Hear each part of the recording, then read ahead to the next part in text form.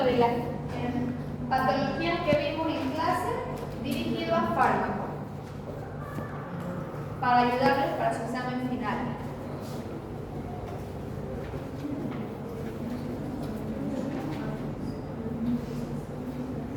Bien.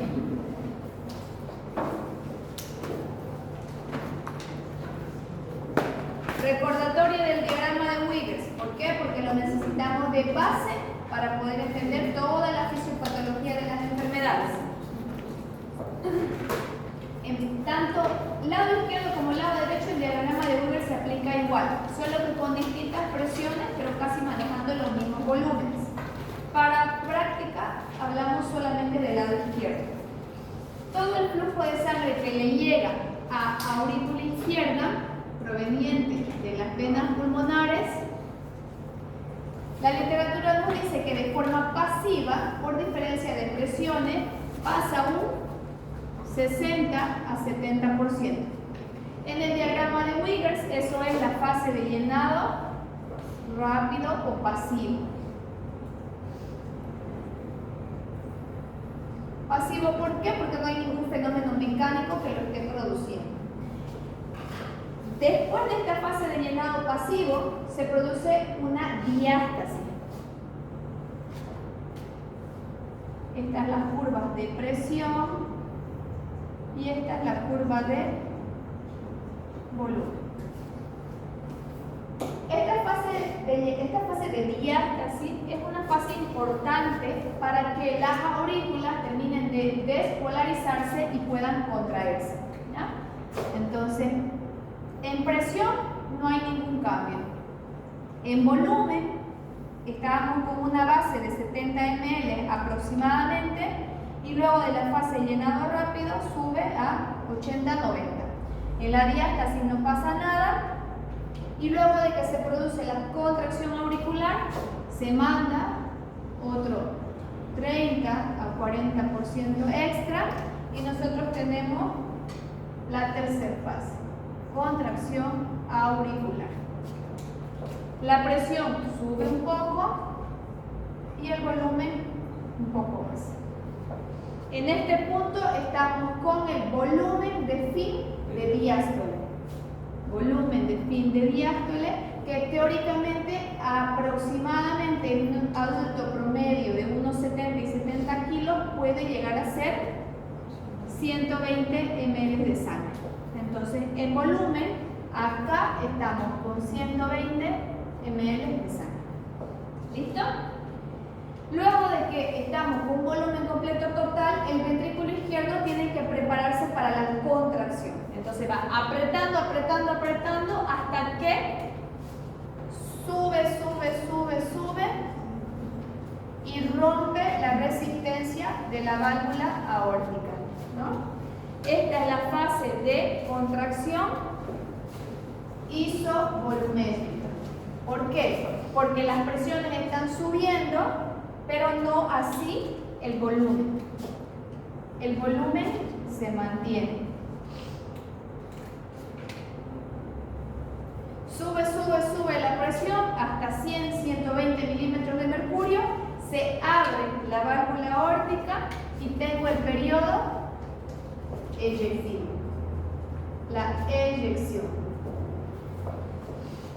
Ocurre la eyección, sube un poco más la presión, pero aquí lo que cae bruscamente casi otra vez a cero es el volumen, ¿no?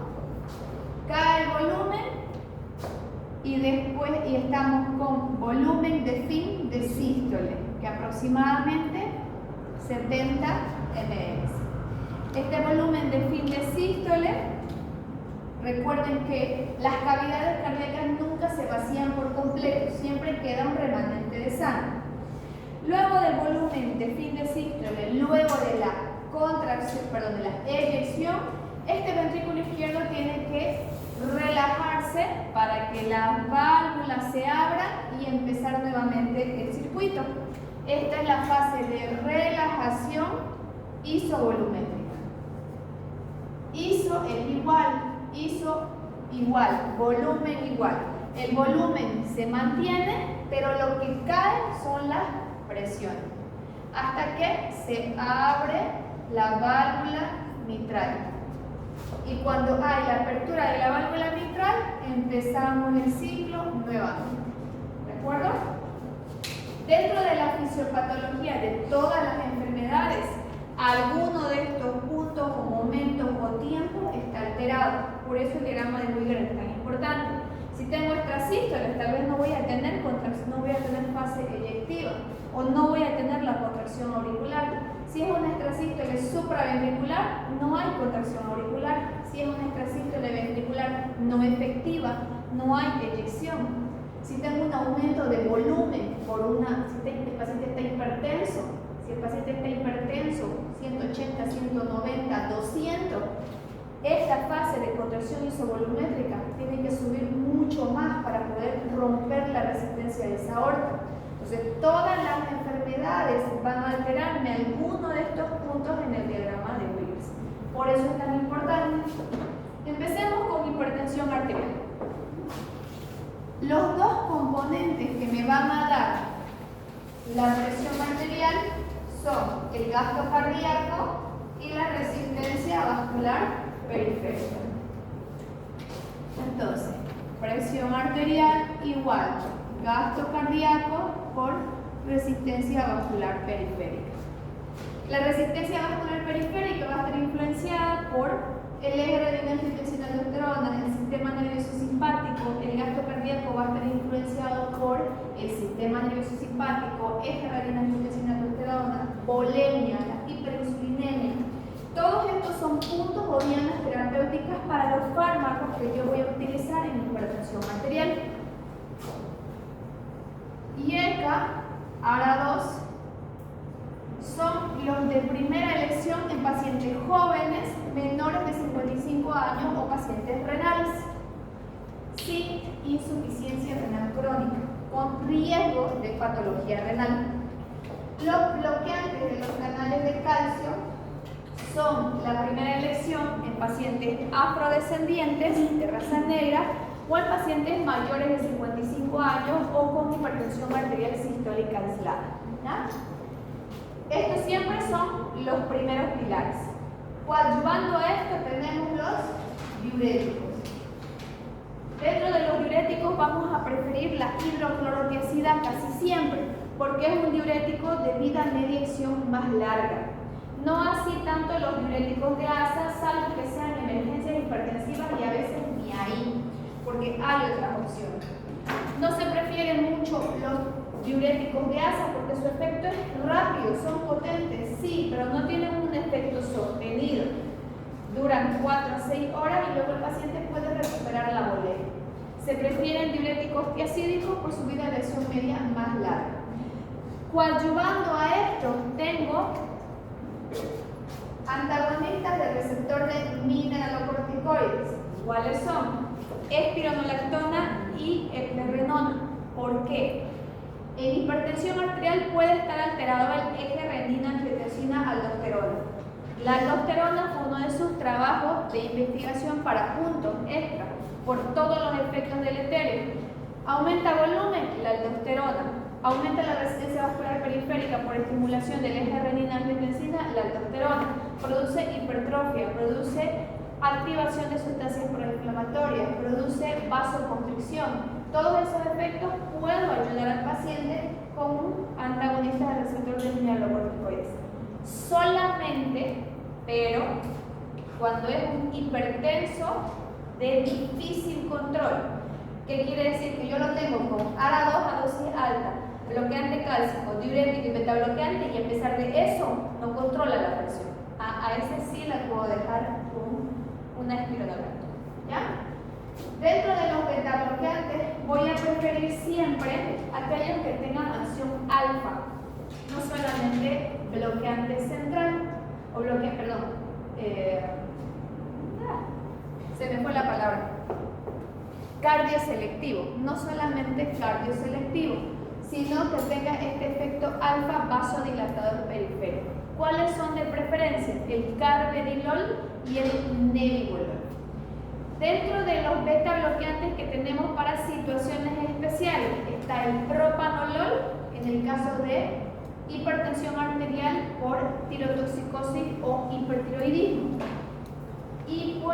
utilizar atenolol en el caso de pacientes hipertensos ansiosos que tienen bastante taquicardia.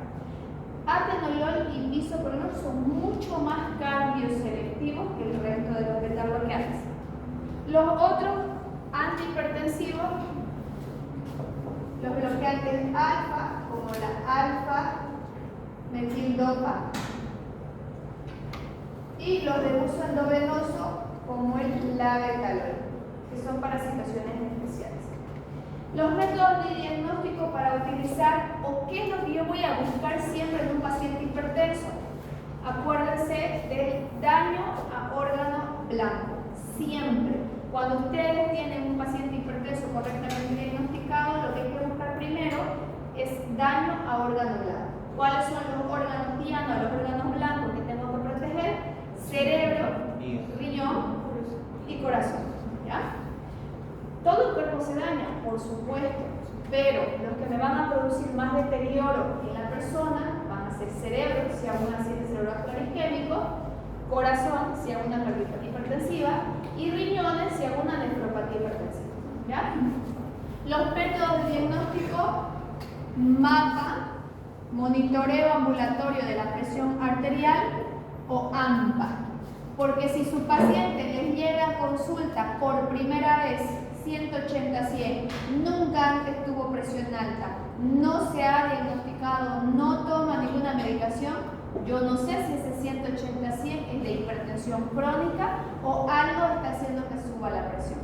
Puede ser estado emocional, medicamentos, cualquier tipo de droga farmacológica, estado infeccioso o algo que esté haciendo subir por primera vez.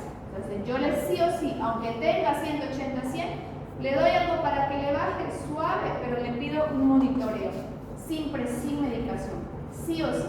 Si en el monitoreo yo veo por lo menos 4 o 5, alta, puede ser que sí sea un hipertenso esencial.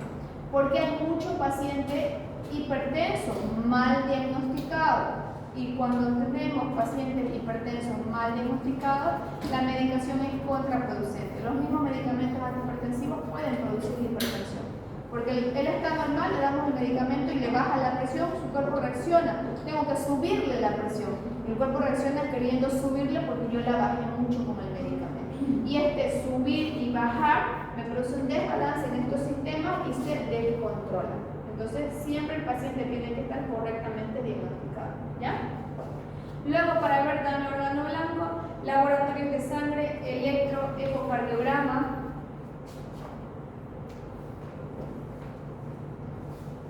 Insuficiencia cardíaca. En insuficiencia cardíaca, todas las etiologías ya ustedes ya las conocen. Puede ser Chagas, puede ser hipertensión, puede ser valvulopatía, puede ser arritmia, puede ser COVID, parásitos, procesos infecciosos, oncología, uso de antraciclina, bicristina, cualquier medicamento de quimioterapia, radioterapia también cuando es de TU mediastinales. Cualquiera de estas etiologías va a producir un deterioro estructural o funcional con caída en la capacidad de bomba del corazón. Es esta caída en la capacidad de bomba la que pone en alerta a todos los sistemas. ¿Cuáles son estos sistemas? El eje renina-angiotensina aldosterona, el sistema nervioso simpático y el sistema de los péptidos natriuréticos. Estos tres sistemas neurohormonales son los que me van a producir todos los signos y síntomas presentes en insuficiencia cardíaca. Taquicardia, retención de volumen, cambios en la estructura, ¿no? Hipertrofia, dilatación, retroalimentación en los mismos, subidas de la tensión, aumento de la frecuencia cardíaca, todos los efectos que ya vimos en insuficiencia cardíaca. Las dianas terapéuticas van a ir dirigidas a estos tres sistemas. Los 4 mosqueteros o los 4 pilares en el tratamiento de insuficiencia cardíaca que se los pregunté en el segundo parcial teórico y práctico y que increíblemente algunos no lo sabían y que se los voy a volver a preguntar en el final y que los aplazo y los mando a segunda instancia si no me ponen bien respuesta son estos, nuevamente. Primer pilar, ARNI. En el primer pilar están todos los que me van a ir a bloquear el eje retina-angiotensina. Sí o sí van juntos.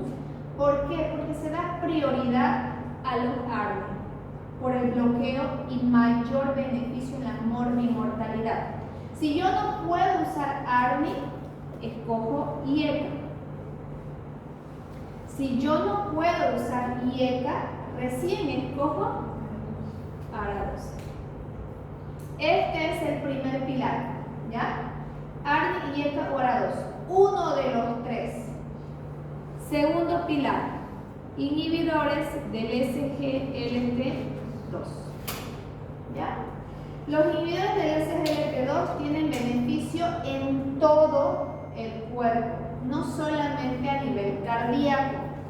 En la diapositiva de insuficiencia cardíaca, al final de la diapositiva, en el centro están los inhibidores del SGLT2 y alrededor están cuadritos con cada uno de los órganos. Está páncreas, corazón, vasculatura, riñón, hígado, musculatura, tejido adiposo. El beneficio que tienen estos inhibidores del SGLT2 es grandísimo y ya ahora, actualmente, este año, en las últimas guías, se le da a todo paciente con insuficiencia cardíaca, tenga o no tenga fracción de eyección deprimida. ¿Ya? ¿Cuáles son los inhibidores del SGLT2? Dapaglifosina, canaglifosina y empaglifosina. Los ARNI, el único es el sacubitril valsartán. Empezamos dosis con 24-26 y se va duplicando según tolerancia del paciente.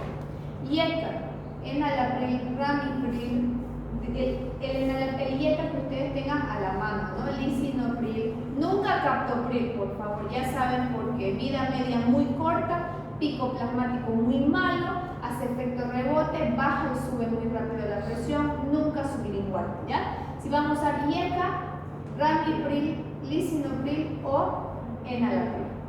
ARA2, cualquiera que tolere el paciente. Tercer pilar, beta bloqueantes, ¿ya?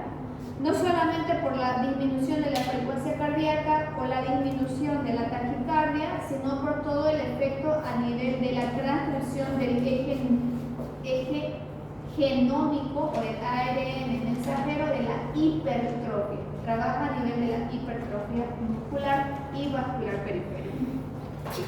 Cuarto y último pilar, antagonistas del receptor de mineralocorticoides. ¿Ya? No hay ninguna justificación, salvo que sea económica o alguna contraindicación bien puntual, para que un paciente con insuficiencia cardíaca no esté recibiendo la medicación, los 4 pilares del tratamiento. ¿Ya? ¿Qué contraindicaciones puede haber? Bradicardia principalmente, ¿no? Si le voy a dar beta-bloqueantes y el paciente tiene 50 de frecuencia cardíaca, le bajo a 40, 35 y lo hago sincopar. Ojo siempre con la frecuencia cardíaca. Los inhibidores del SGLT2, las precauciones, es tan noble el medicamento que no tiene muchas contraindicaciones. Las precauciones son las hipoglicemias en el caso que estén tomando otros medicamentos hipoglicemiantes fuertes o que se confunda con la dosificación. Hay también un mayor riesgo de desarrollo de infecciones urinarias. ¿Por qué? Porque azúcar y sangre es caldo de cultivo para bacterias.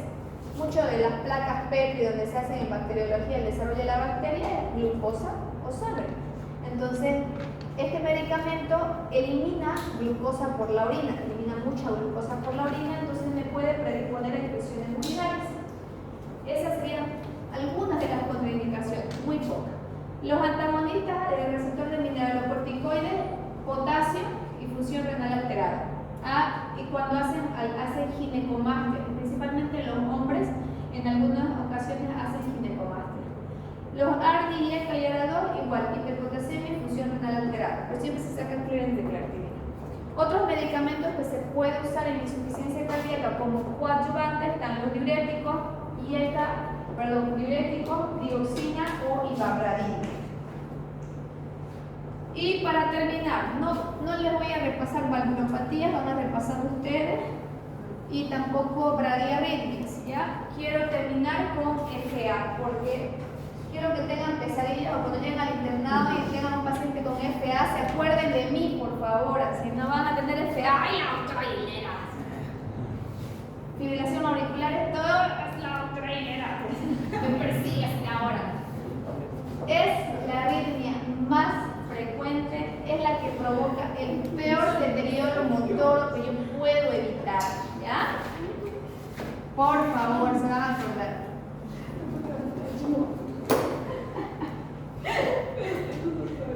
Fibrilación auricular. Dos grupos importantes. Por este lado, jóvenes lozanos, bellos, sin patologías de base, que hicieron una transgresión alcohólica, con mucho estrés, estaban en el examen final de cardiología y hicieron taquicardia y derivó en fibrilación auricular. No, mentira. Esos pacientes revertimos y probablemente nunca más tengan FA. En esos pacientes se hace control del ritmo. O sea, voy a volver al ritmo sinusal normal. ¿Cómo puedo hacer? Con antiarrítmicos como propafenona o amiodarona. Más rara vez voy a tener pacientes con FA y descompensación hemodinámica en los que tengo que hacer cardioversión eléctrica. Son muy raros. Nunca he visto, nunca he hecho Flutter, sí, 50 joules paleteas y sale rápido. FA nunca he cardiovertido de forma eléctrica porque son generalmente bien tolerados, ¿ya?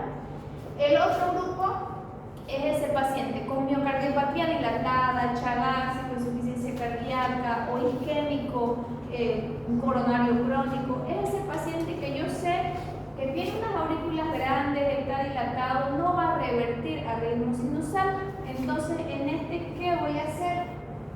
Control de frecuencia. O sea, enlentecer la arritmia lo más que puedo. En estos casos, a veces hay situaciones que el paciente viene descompensado con la arritmia muy alta, viene con 130, 140, puedo usar amiodarona, puedo empezar con amiodarona. Empiezo con amiodarona para controlar la arritmia. Cuando ya esta está bajando, lo paso a los beta bloqueantes, que son los ideales para controlar la frecuencia, ¿ya? Si no funciona, puedo ayudarme con dioxina. Ahora, lo más importante que quiero que por favor se les quede siempre, para siempre en su memoria, es que a este paciente sí o sí lo tengo que anticoagular.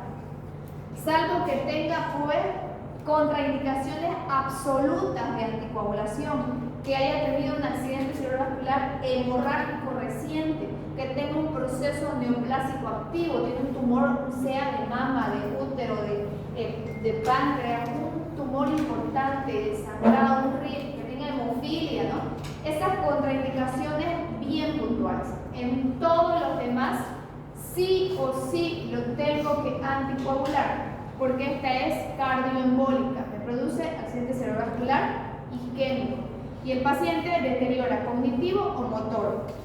Anticoagulantes, siempre, primera elección, anticoagulantes directos. Rivaroxaban, dabigatran, apixaban. En el caso de que lo económico sea un problema muy importante, puedo utilizar warfarina. El paciente no puede, no le cubre su seguro, no tiene economía para comprarse un anticoagulante directo, utilizo warfarina. INR entre 2 y 2.5 idealmente, ¿ya? Y siempre controlar factores de riesgo. Bien.